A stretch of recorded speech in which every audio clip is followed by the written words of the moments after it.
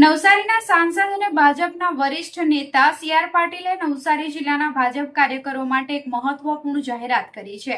તબીબી કટોકટીના સમયે સુરત આવતા કાર્યકરો અને તેમના પરિવારજનોને હવે સાંસદની ઓફિસ તરફથી મફત ભોજન સેવા પૂરી પાડવામાં આવશે. આ જાહેરાત તાજેતરમાં યોજાયેલા સફાઈ કર્મચારી સન્માન કાર્યક્રમ દરમિયાન કરવામાં આવી હતી. સાંસદ પાટીલે જણાવ્યું કે નવસારી જિલ્લામાંથી અનેક કાર્યકરો કે તેમના પરિવારજનો ગંભીર બીમારીની સારવાર માટે સુરતની હોસ્પિટલોમાં આવતા હોય છે. આવી પરિસ્થિતિમાં તેમને ભોજન માટે મુશ્કેલી ન પડે તે હેતુથી આ નિર્ણય લેવાયો છે. યોજના મુજબ જો નવસારી જિલ્લાનો કોઈ પણ ભાજપ કાર્યકર મેડિકલ ઇમરજન્સીના કારણે સુરત આવશે તો સી.આર. પાટીલની સુરત સ્થિત નવસારી લોકસભા કાર્યાલય તરફથી તેમને શુદ્ધ અને પૌષ્ટિક ભોજન પૂરું પાડવામાં આવશે. હોસ્પિટલમાં દર્દીની સેવામાં હાજર રહેતા પરિજનો માટે ઓફિસ તરફથી સીધી ટિફિન સેવા ઉપલબ્ધ કરાવવામાં આવશે. સાંસદના આ સંવેદનશીલ નિર્ણયને નવસારી જિલ્લાના તમામ ભાજપ કાર્યકરો અને હોદ્દેદારોએ આવકાર્યો છે. સોશિયલ મીડિયા પર પણ કાર્યકરો પ્રત્યેની આ લાગણી બદલ સાંસદ સી.આર. પાટીલનો આભાર વ્યક્ત કરવામાં આવી રહ્યો છે. રાજકીય વર્તુળોમાં પણ આ ટિફિન સેવાને સંગઠનના કાર્યકરો પ્રત્યે ઉચ્ચ સંવેદનશીલતાનું ઉદાહરણ ગણવામાં આવી રહી છે.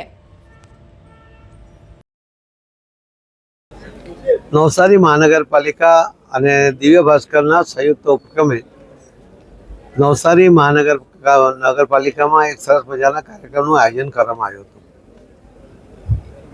જે લોકો આપણે કરેલી ગંદકીને સાફ કરે છે એવા લોકોનું સન્માન કરવું. સ્વાભાવિકપણે એક સરસ ઉદાહરણ મળ્યું કે જ્યારે સફાઈ કર્મી આવે છે ત્યારે એને કચરાવાળા એવું કહેવામાં આવે છે, પરંતુ કચરાવાળા તો આપણા છે. આપણો કચરો લઈ જવા માટે સફાઈ કર્મી આવે છે એટલે સફાઈવાળા છે એવા શબ્દ પ્રયોગ સાથે જ્યારે આજે 150થી વધુ સફાઈ કર્મી ભાઈ બહેનોનું સન્માન અહીંયા કરવામાં આવ્યું છે.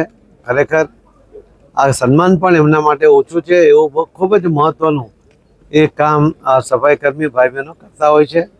હું એમને આપના માધ્યમથી ખૂબ ખૂબ અભિનંદન આપું છું અને એમને આભાર પણ વ્યક્ત કરું છું. અને દિવ્ય ભાસ્કર અને મહાનગરપાલિકા નવસારી દ્વારા આ એક સરસ લોક ઉપયોગી કામની શરૂઆત થઈ છે. લોકોને આમાંથી પ્રેરણા પણ મળશે, એમને દૃષ્ટિકોણમાં બદલાશે.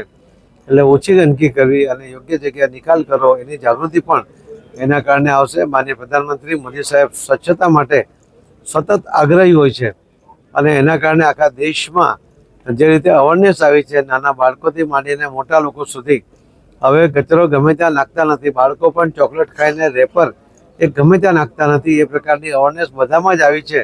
ત્યારે આ અવેરનેસને વધુ આગળ લઈ જઈને જે આ સફાઈ કરવામાં સૌથી મહત્ત્વનો ભાગ ભજવે છે એવા સફાઈ કર્મીઓનું સન્માન કરવું એ પણ એક અવેરનેસનો એક મોટો ભાગ છે. અને એમના પ્રત્યે જે સંવેદના બતાવી એમનું સન્માન કરવું એ પણ મહત્ત્વનું કાર્ય આજે અહીં પૂર્ણ કરવામાં આવ્યું છે.